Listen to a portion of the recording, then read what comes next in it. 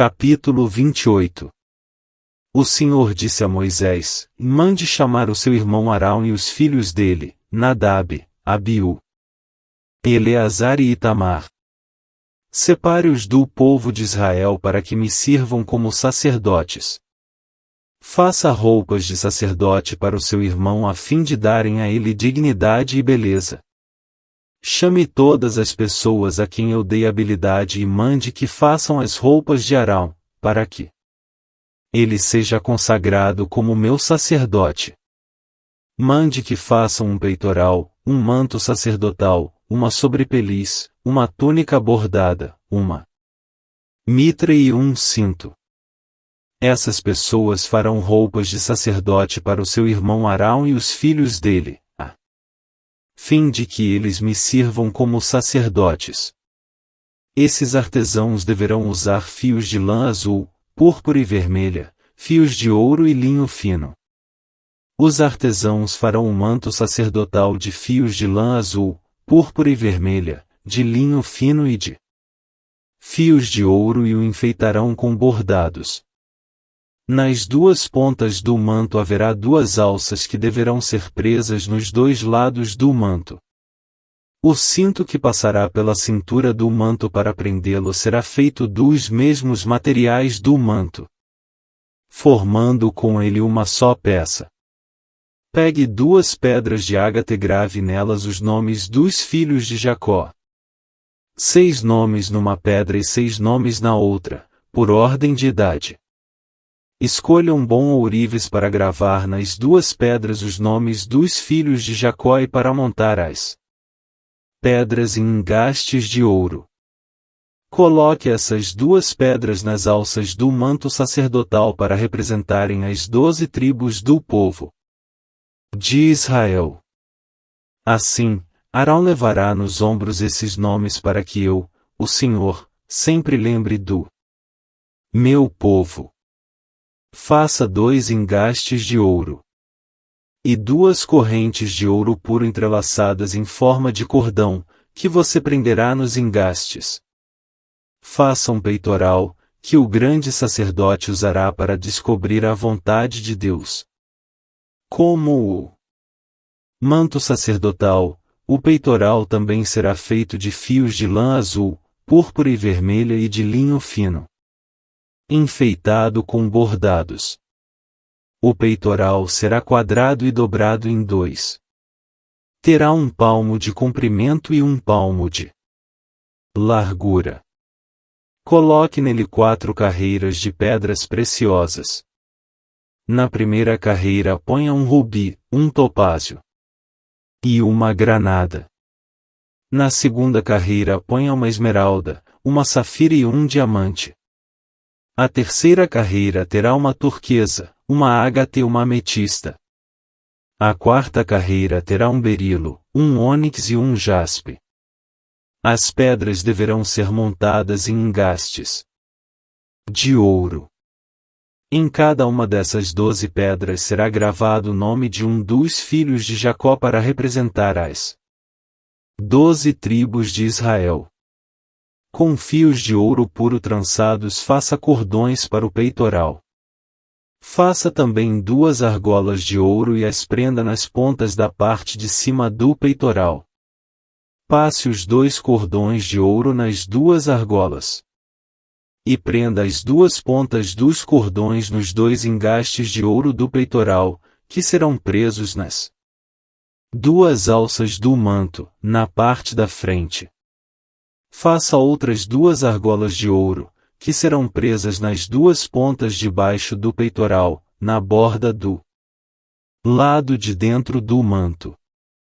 Faça ainda mais 2 argolas de ouro e prenda-as nas pontas das 2 alças do manto, embaixo, na frente dele, perto da costura e acima do cinto. Com um cordão azul prenda as argolas do peitoral nas argolas do manto, para que o peitoral fique preso acima do cinto e não se solte. Quando entrar no lugar santo, Arão usará esse peitoral, gravado com os nomes das tribos do povo de Israel para que eu, o Senhor, sempre lembre do meu povo. Ponha o Urim e o Tumim no peitoral para que estejam em cima do coração de Arão quando ele estiver na minha presença. Nessas ocasiões Arão deverá usar o peitoral para que ele possa saber o que eu quero que o povo de Israel faça. A sobrepeliz, roupa que vai por cima do manto sacerdotal, será tecida inteiramente de fios de lã azul. Nela haverá uma abertura para passar a cabeça. Essa abertura será rematada com uma tira de malha, para que não se rasgue. Em volta de toda a barra coloque aplicações em forma de romãs, feitas de fios de lã azul, púrpura e vermelha. Entre uma romã e outra ponha sininhos de ouro. Arão deverá usar essa sobrepeliz quando estiver servindo como sacerdote, tanto quando estiver na minha presença no lugar santo como quando sair dele. Nessas ocasiões, o som dos sininhos será ouvido, e Arão não será morto. Faça também uma placa de ouro puro e grave nela a seguinte frase: e separado para o Senhor. Amarre essa placa na frente da mitra, com um cordão de lã azul. Arão deverá usá-la na testa para que eu, o Senhor, aceite todas as ofertas que os israelitas me trouxerem, e para que eles não sejam culpados se cometerem algum erro ao oferecê-las a mim. Você tecerá para o sacerdote uma túnica de linho fino, uma mitra de linho fino e um cinto bordado. Para os filhos de Arão faça túnicas, cintos e mitras a fim de lhes darem dignidade e beleza. Com essas roupas vista o seu irmão Arão e os filhos dele. Depois consagre-os e dedique-os, derramando azeite na cabeça deles, para que me sirvam como sacerdotes. Faça calções de linho para cobrir a nudez deles, calções que vão da cintura até as coxas. Arão e os seus filhos deverão usá-los sempre que entrarem na tenda da minha presença ou quando chegarem perto do altar para servirem como sacerdotes no lugar santo. Deste modo eles não se arriscarão a morrer por mostrarem a sua nudez. Arão e os seus descendentes obedecerão a essa ordem para sempre. João capítulo 2. 2 dias depois, houve um casamento no povoado de Caná, na região da Galileia, e a mãe de Jesus estava ali. Jesus e os seus discípulos também tinham sido convidados para o casamento. Quando acabou o vinho, a mãe de Jesus lhe disse: o vinho acabou. Jesus respondeu: não é preciso que a senhora diga o que eu devo fazer. Ainda não chegou a minha hora. Então ela disse aos empregados: façam o que ele mandar. Ali perto estavam 6 potes de pedra, em cada um cabiam entre 80 e 120 litros de água.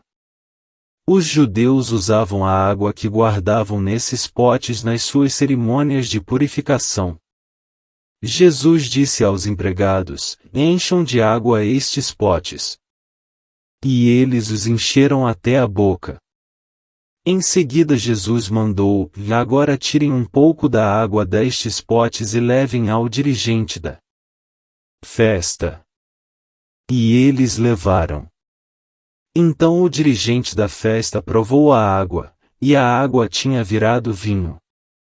Ele não sabia de onde tinha vindo aquele vinho, mas os empregados sabiam. Por isso ele chamou o noivo e disse: todos costumam servir primeiro o vinho bom e, depois que os convidados já beberam muito, servem o vinho comum. Mas você guardou até agora o melhor vinho. Jesus fez esse seu primeiro milagre em Caná da Galileia. Assim ele revelou a sua natureza divina, e os seus discípulos creram nele. Depois disso, Jesus, a sua mãe, os seus irmãos e os seus discípulos foram para a cidade de Cafarnaum e ficaram alguns dias ali. Alguns dias antes da Páscoa dos judeus, Jesus foi até a cidade de Jerusalém. No pátio do templo encontrou pessoas vendendo bois, ovelhas e pombas, e viu também os que, sentados às suas mesas, trocavam dinheiro para o povo. Então ele fez um chicote de cordas e expulsou toda aquela gente dali e também as ovelhas e os bois. Virou as mesas dos que trocavam dinheiro, e as moedas se espalharam pelo chão. E disse aos que vendiam pombas: tirem tudo isto daqui. Parem de fazer da casa do meu pai um mercado. Então os discípulos dele lembraram das palavras das Escrituras Sagradas que dizem: em o meu amor pela tua casa, ó Deus, queima dentro de mim como fogo. Aí os líderes judeus perguntaram: que milagre você pode fazer para nos provar que tem autoridade para fazer isso? Jesus respondeu: derrubem este templo, e eu o construirei de novo em 3 dias.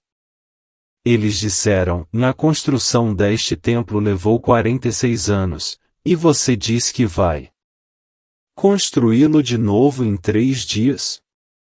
Porém o templo do qual Jesus estava falando era o seu próprio corpo. Quando Jesus foi ressuscitado, os seus discípulos lembraram que ele tinha dito isso e então creram nas Escrituras Sagradas e nas palavras dele. Quando Jesus estava em Jerusalém, durante a festa da Páscoa, muitos creram nele porque viram os milagres que ele fazia. Mas Jesus não confiava neles, pois os conhecia muito bem. E ninguém precisava falar com ele sobre qualquer pessoa, pois ele sabia o que cada pessoa pensava. Livro de Provérbios. Capítulo 1. Provérbios de Salomão, filho de Davi e rei de Israel. Estes provérbios nos ajudam a dar valor à sabedoria e aos bons conselhos e a entender os pensamentos mais profundos. Eles nos ensinam a vivermos de maneira inteligente e a sermos corretos, justos e honestos. Podem também tornar sábia uma pessoa sem experiência e ensinar os moços a serem ajuizados.